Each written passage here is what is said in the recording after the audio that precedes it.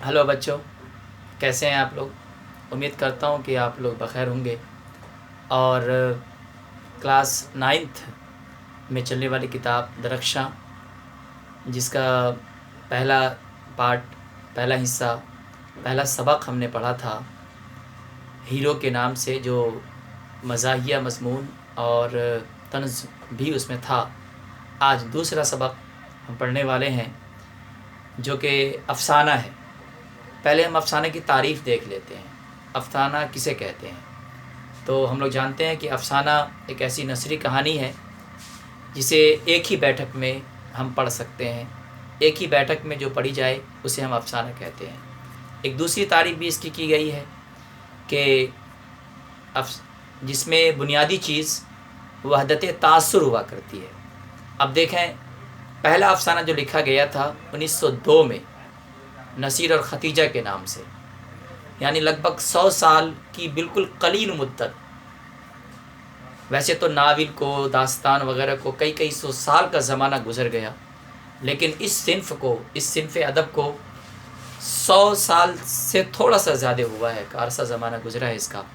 लेकिन इतनी 100 साल मुद्दत में इसने बहुत बड़ा मकाम हासिल किया। एक इतना बड़ा मकाम हासिल किया कि आज उर्दू की जितनी असनाफ़ हैं उसमें सर फ़हरिस्त अफ़साने का नाम आता है। उसकी वजह क्या है? उसकी वजह यह है कि इसमें वक्त कम लगता है। कम वक्त में बातें मुकम्मल हो जाती हैं। पहले नावल हुआ करती थी, दास्तान हुआ करती थी, जिसको पढ़ने के लिए कई कई हफ्ता लग जाया करता था, एक एक महीना लग जाया करता था दास्तान को पढ़ने में। लेकिन मुख्तसर अफ़साना निगारी जब से आई, ख़ास करके डिप्टी नज़ीर अहमद और डॉक्टर राजेंद्र सिंह बेदी, किरिश चंद्र, ये बड़े बड़े नाम हैं जिनकी मेहनत शाक़ा की वजह से आज अफ़साना ने इतनी तरक्की की है। तो अफ़साने की तारीफ़ हमने दो पढ़ ली। एक ऐसी कहानी जिसको एक ही बैठक में हम पढ़ सकें, या जिसमें बुनियादी चीज़ वहदत तासुर हुआ करती है। और इसके अलावा अफ़साना मुख्तसर अफ़साना जिसे हम कह सकते हैं कि इंसान की ज़िंदगी को झंझोड़ कर रखने वाली सिन्फ़ का नाम है अफ़साना। बेशुमार नाम इसमें दिए हुए हैं। उसमें अफ़साना किन चीज़ों से तैयार होता है, इसमें देखें। सबसे पहले प्लॉट, हमें एक प्लॉट बनाना पड़ता है कि कहाँ से कहाँ तक हमें लिखना है, और एक मौज़ू भी मुतय्यन करना है, टॉपिक मुतय्यन करना है हमें। किसका किरदार है, किरदार को भी दिखाना है। बातचीत, मुकालमा जिसे कहते हैं, बातचीत, वो भी उसमें बताने की कोशिश करनी है। मंज़र कशी का मतलब होता है कि वो सीन, वो दृश्य, वो मंज़र जो हम देख रहे होते हैं उसको भी बयान करने की कोशिश की जाएगी। माहौल और ज़बान में भी सलासत होनी चाहिए, माहौल भी साज़गार होने चाहिए, तब जाके मेरा अफ़साना ये मुकम्मल तौर पर मुकम्मल हो पाता है। बहरहाल आज एक अफ़साना हम पढ़ने वाले हैं, सबक नंबर 2। किरिश चंद ने लिखा है उसे, पूरे चांद की रात। किरिश चंद के बारे में पहले जान लेते हैं कि 23 नवंबर 1914 को वज़ीराबाद ज़िला गुजरनेवाला पंजाब में पैदा हुए किरिश चंद। इनके वालिद का नाम डॉक्टर गौरी शंकर था, और इन्होंने बेशुमार तालीमें हासिल की। तालीम हासिल करने के बाद कई जगह पर गए भी, लखनऊ गए, दिल्ली गए, बम्बई गए, बहुत जगह गए। और इनकी काबिलियत इतनी ज़्यादा थी कि शालीमार पिक्चर्स की तरफ से इनको मुकालमा निगारी का लिखने का ख़त भी आया। तो उस वक्त ये लखनऊ में मुलाजिमत कर रहे थे, तो लखनऊ की मुलाजिमत को इस्तीफ़ा दे करके पूना चले गए, और पुणे में ही उन्होंने फिर वहाँ पे सुकूनत इख्तियार कर ली। उसके बाद पुणे से फिर बम्बई गए, बम्बई में ही आखिरी उम्र तक बम्बई में ही रहे। आखिरकार 8 मार्च 1970 को बम्बई में ही उनका इंतकाल हो गया। यानी एक ऐसी शख्सियत जिसने बेशुमार अफ़साने लिखे, बेशुमार नावलें लिखी, बेशुमार खाके लिखे, لیکن پھر بھی کبھی غرور اور تکبر نہیں تھا، ہمیشہ سادگی کے ساتھ پیش آتے۔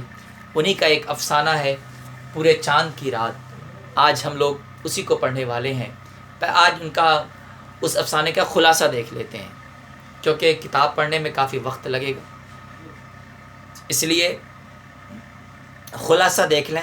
خلاصہ میں یہ بیان کیا جائے گا کہ آخر اس کہانی میں، اس افسانے میں شاعر، یہ قلم کار بیان کیا کرنا چاہتا ہے۔ تو اپریل کا مہینہ رہتا ہے، دو محبت کرنے والے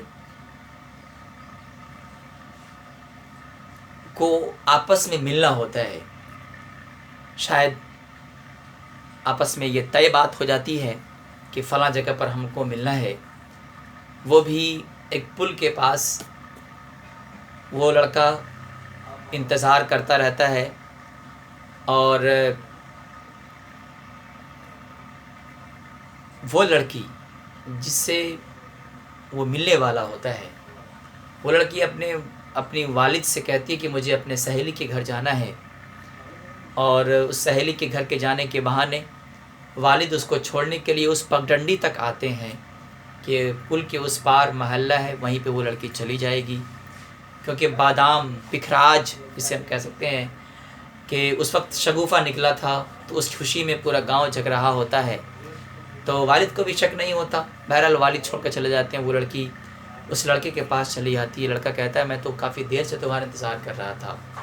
بہرحال دونوں آپس میں ملے، آنکھیں چار ہوئی، ایک دوسرے کے گلے ملے، اور اس پل کے نیچے ایک جھیل میں ایک ناؤ پر دونوں جا کے بیٹھے، بیچ پانی میں جا کر، جھیل میں جا کر دونوں آپس میں بیٹھے، باتیں کرنے لگے۔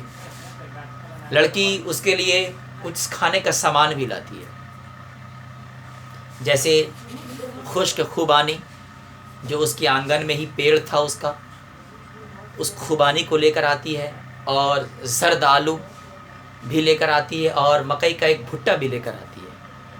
یہ تین چیزیں، خشک خوبانی، زرد آلو اور مکئی کا بھٹا، یہ تین چیزیں لے کر اپنے محبت کے پاس وہ لڑکی آتی ہے۔ بہرحال ان دونوں نے مل کر کھایا، زرد آلو کھایا، اس کے بعد خشک خوبانی کھائی، آخر میں مکئی کا بھٹا ان دونوں نے کھایا، ایک ہی مکئی کا بھٹا ان دونوں نے مل کے آپس میں کھایا۔ کھانے کے بعد کافی باتیں ہوئی، بات ہونے کے بعد رات کی کئی پہر گزر گئے۔ بہرحال صبح کے وقت وہ لڑکی اپنے گھر کو چلی جاتی ہے۔ گھر نہیں جا کر کے وہ دونوں سوچتے یہی ہیں کہ ہم دونوں یہیں پہ آباد ہو جائیں، یہیں پہ ہم دونوں اپنا گھر بنا لیں، یہیں پہ ہم رہنے لگیں۔ بہرحال انتظار، لڑکی اور لڑکا دونوں وہاں پہ رہنے لگے، ایک چھوٹی سی جھوپڑی بنائی جس میں وہ دونوں رہنے لگے۔ اب لڑکا کہتا ہے کہ میں کچھ دنوں کے لیے جا رہا ہوں، اس کے بعد میں لوٹ کر آؤں گا، پھر دونوں شادی کر لیں گے، اس کے بعد ہمیشہ ہمیشہ ایک ساتھ رہیں گے۔ بہرحال لڑکی کہتی ہے ٹھیک ہے آپ چلے جائیں۔ لڑکا چلا جاتا ہے۔ اب کچھ دنوں کے بعد لڑکا جب لوٹ کر آتا ہے تو پھر راستے سے ہی چلا جاتا ہے۔ چلے جانے کے بعد لگ بھگ 48 سال کے بعد وہ لڑکا، وہ بوڑھا ہو چکا ہوتا ہے، کافی لمبے عرصے کے بعد وہیں پر آتا ہے۔ اس کو ساری باتیں یاد آ جاتی ہیں، وہ ساری باتیں، وہ جھیل، وہ ناؤ، وہ ملاقاتیں، وہ ساری باتیں یاد آ جاتی ہیں۔ دیکھتا کیا ہے کہ وہیں پر ایک جھوپڑی ہے، جو جھوپڑی اس نے اپنی محبت کی نشانی پہ بنایا تھا، وہ جھوپڑی اسے نظر آ جاتی ہے۔ اب دیکھتا کیا ہے کہ وہاں پہ ایک بوڑھی عورت اس سے باہر نکلتی ہے۔ اب یہ اس کے قریب جاتا ہے، جانے کے بعد کہتا ہے کہ یہ جھوپڑی تو میری ہے، آپ لوگ کون ہیں؟ کہا آپ کی جھوپڑی ہے؟ کہا ہاں میری جھوپڑی ہے۔ بہرحال ایک کہا جاتا ہے کہ محبت کتنی ایسی پاک ہوا کرتی ہے کہ اگر 50 سال کے بعد بھی ملے ہوں تو ایک دوسرے کو لوگ پہچان ہی لیتے ہیں۔ بہرحال پہچان لیا ان نے، اس بوڑھی عورت نے پہچان لیا، کہا کہ یہ گھر کہاں، یہ گھر میرا ہی ہے۔ کہا کہ اب تمہیں ٹائم ملا ہے آنے کا۔ اس لڑکی نے کہا، اس بوڑھی عورت نے کہا میں آیا تو تھا، لیکن میں نے دیکھا کہ تم ایک نوجوان شخص کے ساتھ کھا رہی ہو، اس کے ہاتھ میں اس کے منہ میں تم کھانا کھلا رہی ہو، تو میں نے سوچا کہ شاید تمہیں دوسرا مل گیا ہے کوئی، اس وجہ سے میں لوٹ کر چلا گیا تھا۔ کہا کہ وہ تو میرا سگا بھائی تھا جو میرے لیے کھانا لے کر آیا تھا، اور وہ مجھے کھانا کھلا کر شام میں ہی چلا گیا تھا۔ تو نظر کا دھوکہ تھا، ایک نظر کے دھوکے کی وجہ سے۔ اس لیے کہا جاتا ہے کہ کبھی کبھی ایسی باتیں جو سامنے نظر آتی ہیں لیکن وہ حقیقت نہیں ہوا کرتی، جب تک تحقیق نہ کر لی جائے تو کسی پہ غلط الزام یا کسی پہ غلط سوچنا، کسی کو غلط کہنا اس وقت تک صحیح نہیں ہوگا جب تک کہ ہم سچ کو نہ جان لیں، حقیقت کو نہ جان لیں۔ تھوڑی سی انڈرسٹینڈنگ کی بنیاد پر، ناسمجھی کی بنیاد پر اتنے دھرار پیدا ہو گئے۔ اور کہا کہ یہ سب کون ہے؟ کہا یہ میری بیٹے کی بیویاں ہیں۔ کہا میں نے تمہارا 6 سال انتظار کیا، 6 سال انتظار کرنے کے بعد تب جا کے میں نے شادی کی۔ اس کے بعد یہ سارے میرے بچے، یہ اس کی بہو، یہ اس کی بیوی ہے، یہ میرے پوتا پوتی ہیں، اور یہ خود اپنے پوتا پوتی کو لے کر وہاں پہ جا رہا ہوتا ہے۔ تو اب یہ باتیں پھر دونوں اس پل پہ جاتے ہیں، باتیں ہوتی ہیں، اس کے پوتا اور پوتی دونوں آپس میں مل جاتے ہیں۔ پھر وہی رشتہ، وہی انداز جو انہوں نے ان دونوں اس وقت اس عمر میں کی تھی، آج بھی وہی انداز اپنانے کی کوشش کی جا رہی تھی۔ تو وہ بھی پورے چاند کی رات تھی، یعنی 14ویں کا چاند مکمل طور پر آب و تاب کے ساتھ چمک رہا تھا۔ آج بھی مکمل آب و تاب کے ساتھ چاند چمک رہا تھا۔ فرق اتنا تھا کہ وہ اس کے جوانی والی تصویریں تھیں، آج اس کے بڑھاپے والی تصویریں ہیں۔ تو ایک چھوٹی سی ناسمجھی کی بنیاد پر دونوں کے درمیان ایک درار پیدا ہوا۔ اس لیے یہ کہانی، یہ افسانہ ایک سبق دیتا ہے ہمیں کہ کبھی بھی اپنوں کو سمجھنے میں جلدی بازی میں غلط فیصلہ نہیں لے لینا چاہیے۔ سمجھنے کی کوشش کرنی چاہیے کہ معاملات کیا ہیں، حقائق پر مبنی باتوں پر ہی عمل کرنی چاہیے، ورنہ لوگ سنی سنائی باتوں پر عمل زیادہ کر لیتے ہیں۔ کبھی کبھی آنکھ کا دیکھا بھی غلط ہو جاتا ہے۔ اس لیے جب تک تحقیق نہ کر لے انسان، تب تک کسی پہ ٹپڑی کرنا، کسی کے بارے میں الٹے سیدھے الفاظ استعمال کرنا، یہ غلط ہوگا۔ اس لیے ہم سب کو چاہیے یہی کہ تحقیق کر کے کسی پر یقین کرنے کی کوشش کریں۔ یہ ساری باتیں ان دونوں کے درمیان کافی لمبی چوڑی باتیں ہوئی تھیں۔ میں نے آپ کو ایک خلاصے کے طور پر کہیں سے میں نے کچھ باتیں بتا دی ہیں۔